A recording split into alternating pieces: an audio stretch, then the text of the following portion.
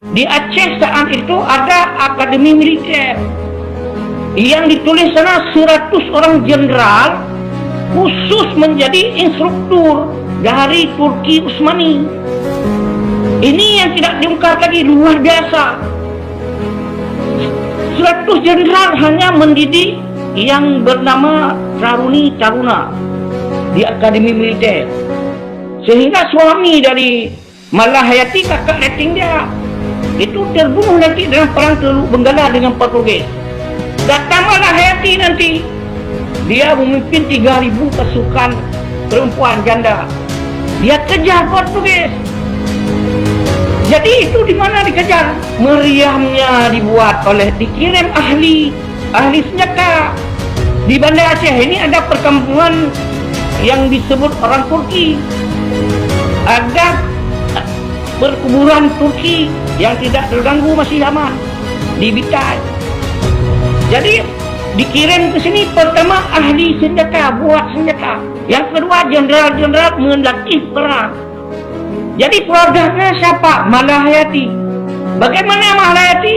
Dia itu mengejar kapal musuh, kapal Belanda. Dia berperang, akhirnya masuk dalam kapal, dia berkelahi lebih setengah jam, sampai setengah jam dalam catatan. Dia bilang sama prajurit, Anda bukan lawan kami, lawan saya adalah Jenderal Cornelis de Houtman. Jadi berkelahi langsung. Akhirnya Cornelis bisa ditikam oleh Malahayati dalam kapal musuh. Ini suatu hal yang luar biasa. Ini bantuan dari pendidikan militer dari Turki. Dan jauh sebelumnya Turki ini adalah sistem khilafah. Aceh ini disebut sultan provinsi.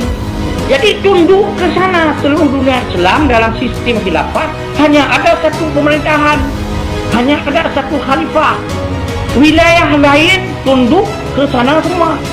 Padahal masa itu ada Aceh. Di Asia Tenggara tidak ada lawan. Aceh itu masuklah seluruh Sumatera kecuali Lampung. Kemudian masuk seluruh Semenanjung Malaysia.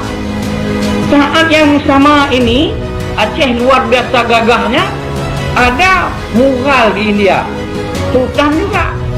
Kemudian ada Safawi di Iran sekarang, itu beraliran Syiah. Tambah di Maroko Idrisiyah, Syiah juga. Dan Turki itu 5 the big five lain dunia tidak ada, barat tidak ada, tenggelam saat itu. Jadi ini menjadi catatan kita bahwa pernah Islam seperti itu dengan jalan sangat soft, tidak ada darah, tidak ada tuduh menuduh.